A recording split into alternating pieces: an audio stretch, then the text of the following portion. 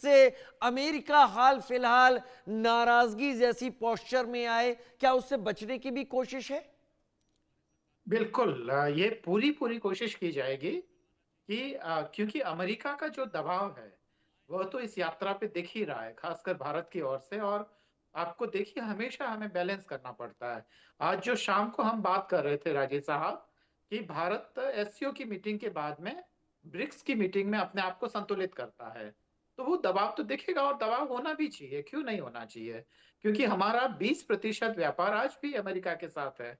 अगर हम रूस के साथ दोस्ती के नाम पर हम सारा वह व्यापार खत्म कर लें, और अभी तो हमें हमारे विकास की भूख है, भारत को अभी बहुत लंबी दूरी तय करना है। तो अमेरिका के साथ संबंधों को खत्म करने, या जो पूरा पश्चिम, जो खासकर जो यूरोपियन यूनियन है वो भी अमेरिका के प्रभाव में है, तो अमेरिका से संबंध खराब करने का मतलब हमारा यूरोपियन यूनियन से देर सवेर संबंध खराब होने हैं। इसराइल से भारत की दोस्ती हुई है, पिछले कुछ डिकेड्स की है। तो वो सब चीजें भारत नहीं चाहेगा कभी भी खत्म करना। हाँ, रूस के और भारत के अपने संबंध है। इतिहास इतिहास है, इतिहास का तो कोई मुकाबला नहीं है, जहाँ रूस ने भारत की बहुत मदद की है, और बदले में भारत भी एक मजबूत साझीदार के रूप में रूस के साथ खड़ा रहा है। वहां से भारत ने रूस को बहुत बिजनेस भी दिया है। ये कोई एक तरफा मामला नहीं था। भारत ने वहां से अच्छे खासे हथियार खरीदे जो रूस के डेवलपमेंट में काम आए, तो वो हम्म। चलता रहता है। हम्म। पर हाँ, अमेरिका को नकारना मुझे तो समझदारी तो अभी फिलहाल तो नहीं लगती है राजीव साहब। अरविंद सर, मैं क्योंकि व्लादिमीर पुतिन की विजिट है, भारत को डिफेंस के क्षेत्र में बहुत मदद की भी ज़रूरत रहती है। 2010 और 14 के बीच की अगर बात, उस दौर की बात करें, तो करीब 72% भारत आयात करता था हथियारों का रूस से।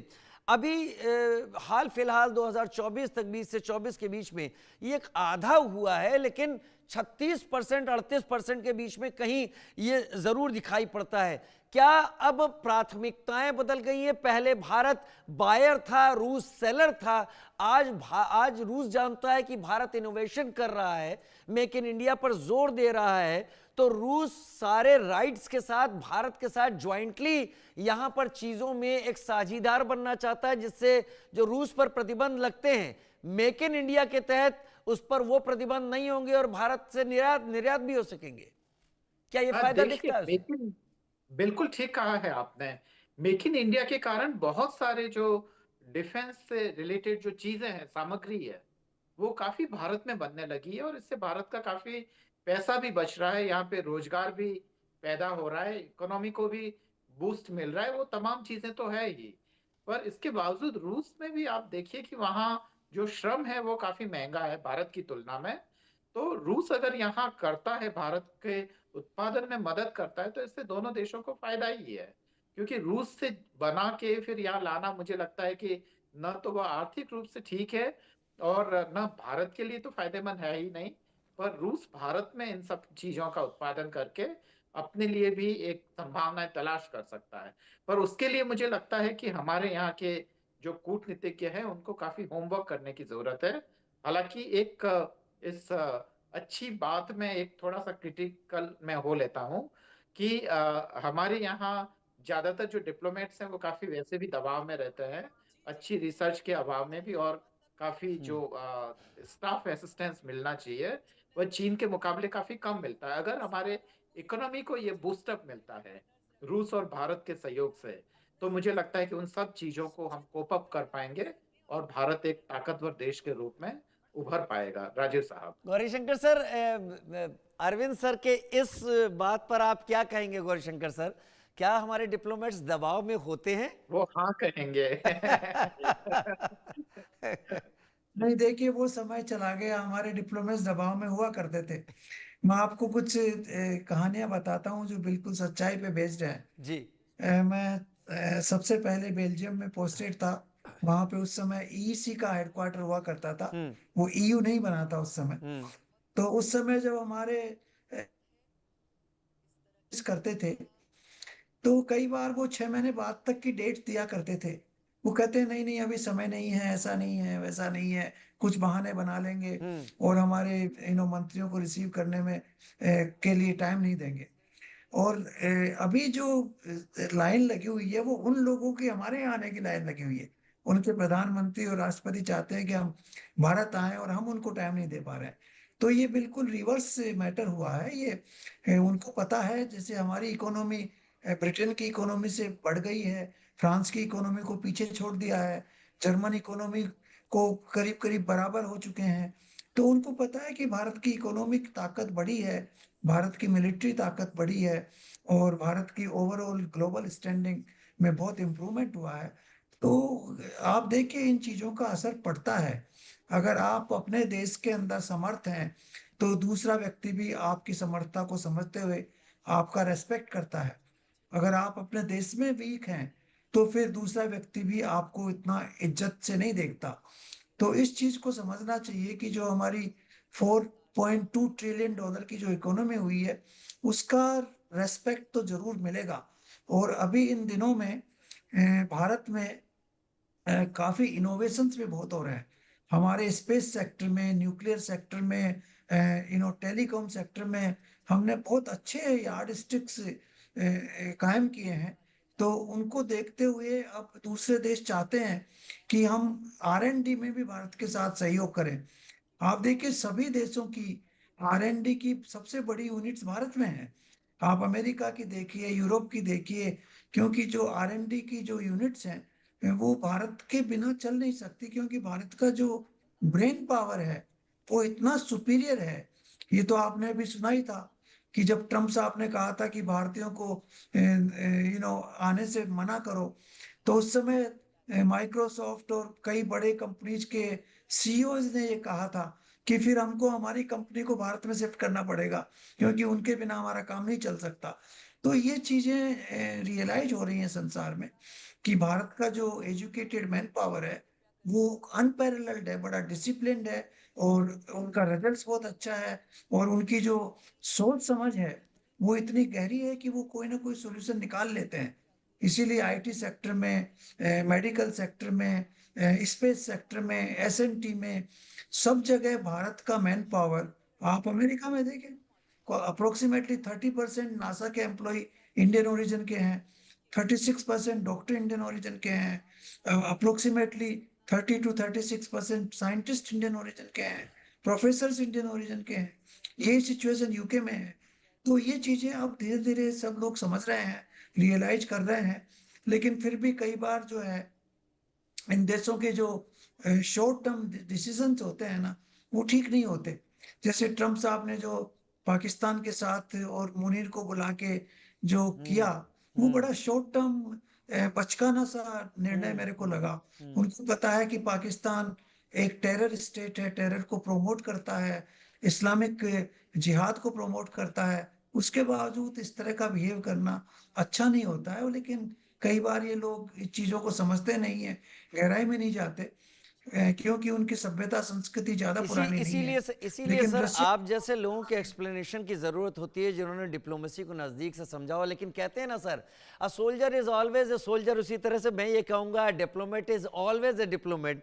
आपने सब कुछ बता दिया, लेकिन उस सवाल का जवाब आप बड़ी सफाई से किनारे से निकल गए, उससे आप बच गए जो मैंने रखा था। और यही आपकी काबिलियत है सर, आपके अंदर वो चीज अभी भी है। लेकिन मैं आपसे ये जानना चाहूंगा गौरीशंकर सर, और यही सवाल मैं अरविंद सर आपके पास भी लाऊंगा। गौरीशंकर सर, भारत को दिक्कत ये है कि जो रूस के साथ ट्रेड है वो बहुत जबरदस्त डेफिसिट में है। भारत को वहां पर अपनी जगह बनानी है, इलेक्ट्रॉनिक्स दूसरी चीजों में रूस को जरूरत है। लेकिन बड़ी बात यह है कि चीन पहले से वहां मार्केट बना के बैठा हुआ है। भारत कैसे मैनेज कर पाएगा रूस के साथ? गौरी सर। देखिए ये भारत का ट्रेड डेफिसिट का जो आंकड़ा है ना वो थोड़ा टेम्परेरी है, क्योंकि हमारा इंपोर्ट जो क्रूड ऑयल का पिछले 2-3 साल में बढ़ा है। उसके पहले हमारा टोटल ट्रेड 11-12-15 बिलियन के आसपास था। अभी अचानक क्रूड ऑयल के इंपोर्ट से जो है करीब $68 बिलियन का जी हो गया। जी। तो ये क्रूड ऑयल हम किसी और कंट्री से इंपोर्ट कर रहे थे, वहां फॉरेन एक्सचेंज खर्च कर रहे थे। हो सकता है वो इराक से आ रहा हो, सऊदी अरेबिया से आ रहा हो, यूएई से आ रहा हो, किसी और देश से आ रहा हो। तो उसमें हमें इसमें कोई तकलीफ नहीं होनी सर चाहिए क्या कि अगर डिप्लोमेसी हमको, डिप्लोमेसी रूस की डिप्लोमेसी को इस बात के लिए मना पाएगी कि रूस भारत के लिए और बाजार खोले? क्या आपको लगता है ये चीजें हो चुकी होंगी? देखिए, बाजार खुले हुए हैं, लेकिन हमारी कॉम्पिटिटिवनेस बढ़नी पड़ेगी। हम्म। हम अगर चाइना से कॉम्पीट करके वहां मार्केट में बेच सकते हैं, हम्म। तो रूस के लिए कोई मनाही नहीं है। जी। रूस के ड्यूटी स्ट्रक्चर चाइना और भारत के लिए बिल्कुल एक से हैं। राइट। हो सकता है हमें उस कुछ कंसेशन भी देने को तैयार हो जाए, लेकिन हमारे यहाँ प्रोडक्शन जो है वो कॉम्पिटिटिव होना चाहिए। ये सबसे बड़ी चीज है। और एग्जैक्टली सर। धीरे धीरे ये हो रहा है। एग्जैक्टली। सब सेक्टर्स में नहीं, लेकिन कुछ हाँ, सेक्टर्स अरविंद में सर, अरविंद हुआ सर, है, अरविंद सर, और उसका आपका लाभ क्या हमें कहना मिलेगा। है? क्योंकि मैं केवल बिजनेस की बात कर रहा हूं। अभी Su-57 हुआ, R-37M मिसाइल्स हुई, S-400 की हम 5 का हमारे साथ हो चुका है सौदा, लेकिन आए हमारे पास 3 ही हैं, 2 और आने हैं। उसके अलावा और फर्दर हो सकता है S-500 तक। तो ये सारी चीजें क्या ऑन पेपर हो चुकी होंगी, सेटल्ड, कल बस हमको साइन करने और इंक उसको सुखानी है, ये होना है? या फिर आपको लग रहा है आज रात में रस्साकशी चलेगी? नहीं, बातचीत तो मुझे खासकर रूस के मामले में तो लगता है कि मोटा मोटी एक समझ तो बन चुकी होगी, क्योंकि कोई भी यात्रा ऐसे नहीं होती है।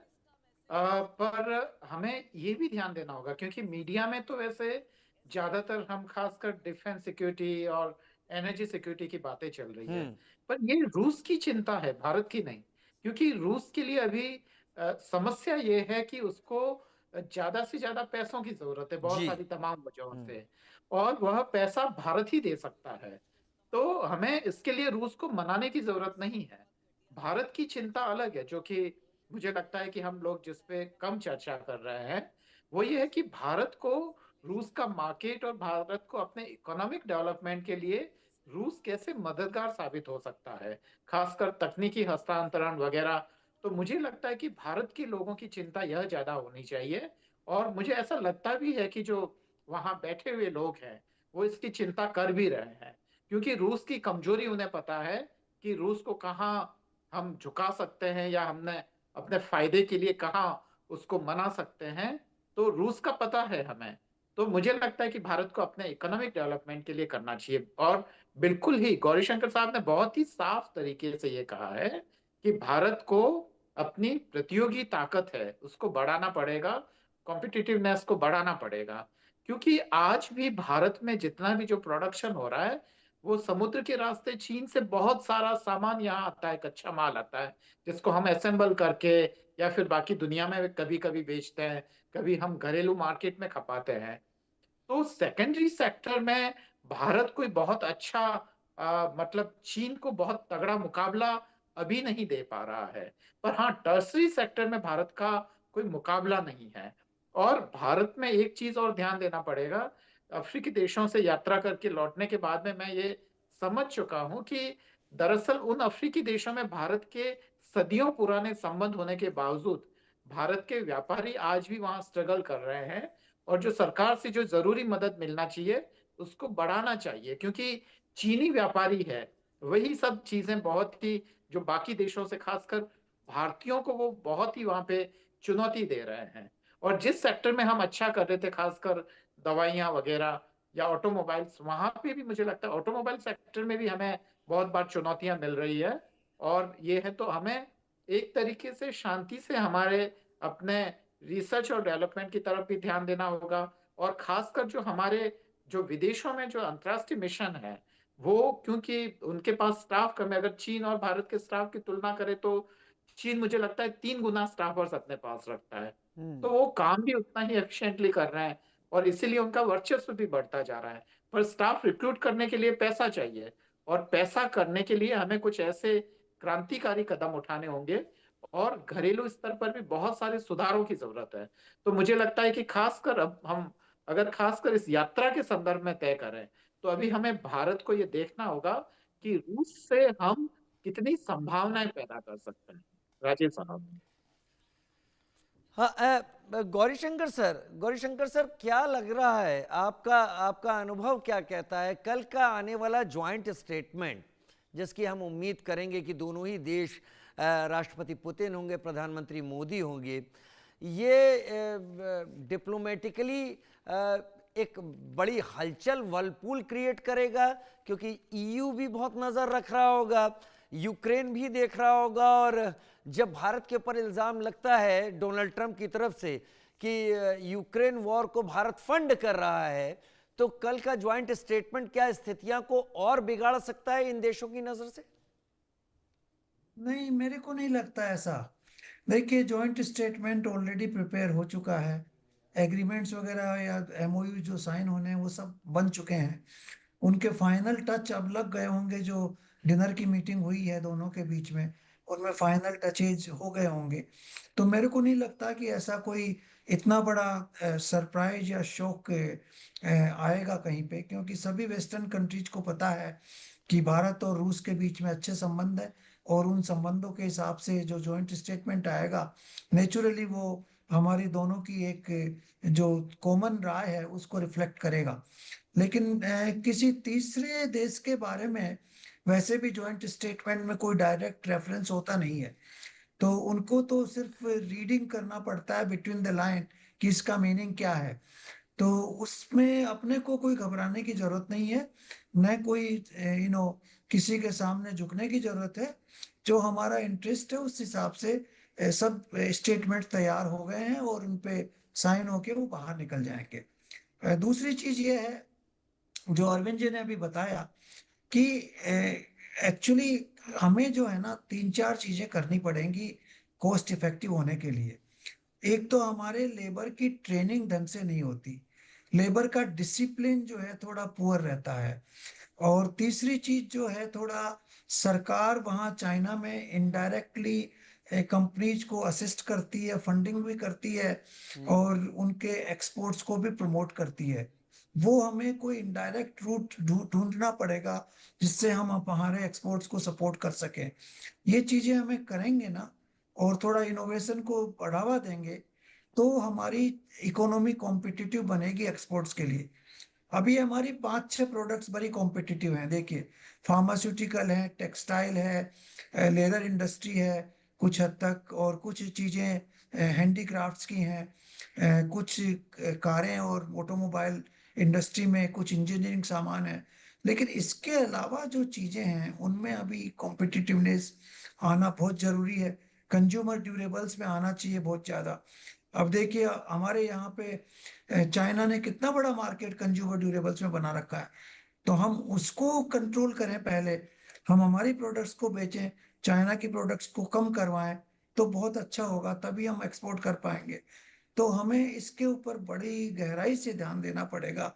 अभी जो इन्होंने जो 4 लेबर कोड सरकार ने अनाउंस किए हैं, जी। उससे थोड़ा सा राहत जरूर मिलेगी मैन्युफैक्चरिंग सेक्टर को, क्योंकि उनको कई तकलीफें आ रही थी, वो कुछ हद तक कम होंगी।